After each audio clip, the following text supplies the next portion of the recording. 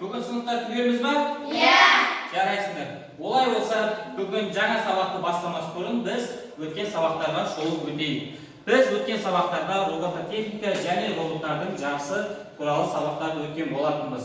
Сендерге сұрақ қоям, сол сұрақты жауабын білетіндеріміз қол көтеріп жауап береміз. Жарай ма? Иә.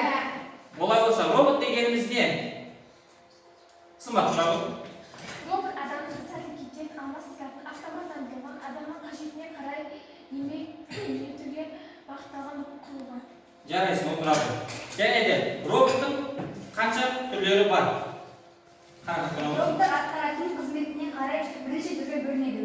Өнеркәсіптік, көліктік, тұрмыстық, медициналық және білім беретін роботтар. Жарайсың, отырады. Және де бізде датчиктер бар еді. Солардың бірі түс датчигін кім біледі? Тұрады. Түс датчигі дегеніміз түсті және жарық шарттылығын анықтай алатын құрылғы. Және де тағы бізде гироскопиялық датчик дегеніміз бар еді. Оны кім біледі? Тұрады еді. Гироскопиялық датчик роботтың айналу бұрышы және айналу жылдамдығын өлшеуге арналған құрылғы. Жарайсың, отырады. Істеу кезінде өзіне қалай зиян келтірмеуге болады.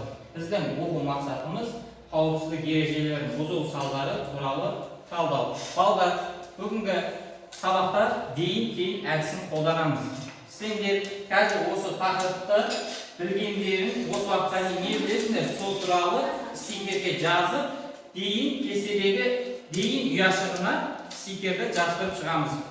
Сендерге 1 минут уақыт беріп бастаңдар.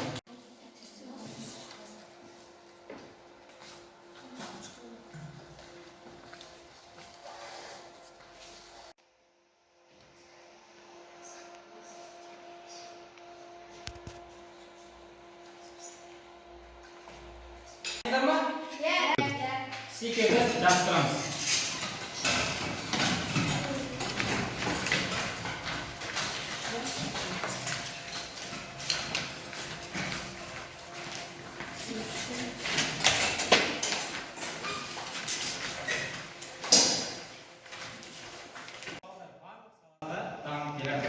Компьютерде біз не істей аламыз? Ақпаратты өңдей аламыз, сақтай аламыз, көшіре аламыз. Және де біздің өте көп пайдасы бар екен. Компьютерде пайдасымен бірге зияны да бар екен. Компьютерде біз қаншалықты көп жұмыс жасап кетсек, бізге ол керісінше зиянын береді екен. Компьютерде ұзақ отыру көзіміздің нашарлауына алып келеді екен. Және де компьютерде жұмыс істеу барысында қисайып отыру біздің омыртқамызда кері әсерін беріп, омыртқа ауруларына алып келеді екен. Және де балдар, компьютерде көп, ұзақ жұмыс, немесе ойын ойнап отыру, видео көру, соның бәрі біздің жүйемізге әсер етеді екен. Ол қалай? Біздің ашушаң болуымыз, мінезіміздің өзгеруі осы компьютерде ұзақ отыруымызға байланысты екен. Балдар, енді бұл біздің қазіргі бізге келетін зиян екен. Енді біз компьютерде жұмыс істеу барысында өзімізге қалай зиян келтірмеуге болады? Ол үшін біз мына талаптарды сақтауымыз қажет.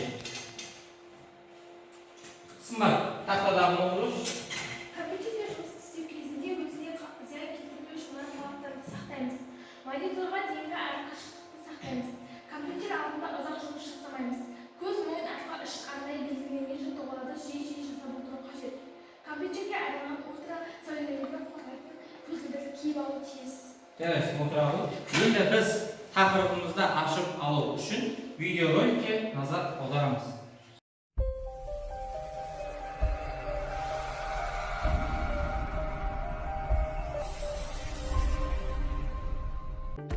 Қауіпсіздік техникасының ережесі және жұмыс орнын ұйымдастыру. Әрбір жұмыс орнына адам өміріне қауіпті тоқ кернеуі жүргізілген. Жұмыс істеу барысында аса мұқият болған абзал.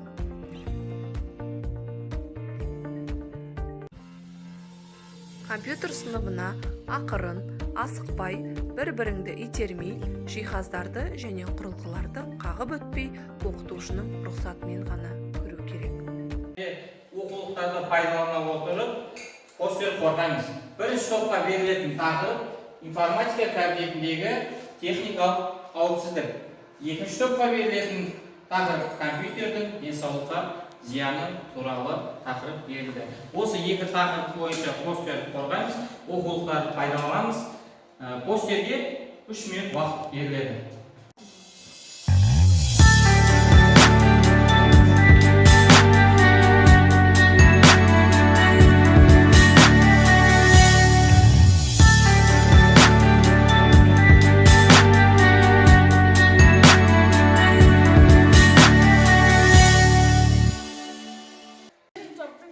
Бойынша компьютердің денсаулыққа қандай зияны бар?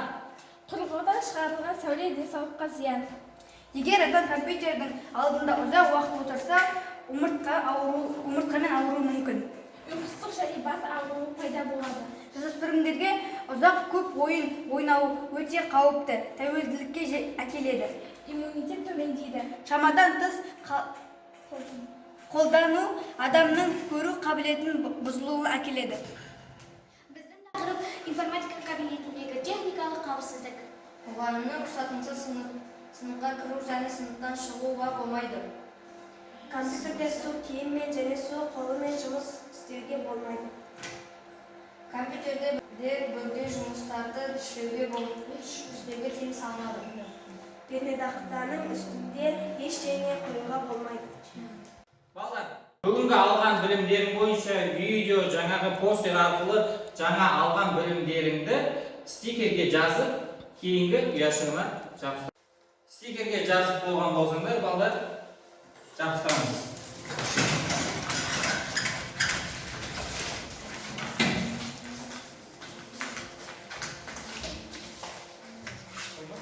Олай болса, балалардың сабақты қорытындылаймыз.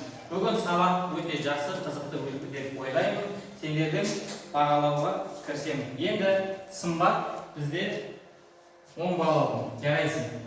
Және бізде Қарақат 9 балл, Елера 7 балл, қалғандарымыз қалпынамыз. Жарайсыңдар. Келесі сабаққа тапсырма, келесі тақырыпқа шолу жасаймыз. Жақсы, сау болыңдар.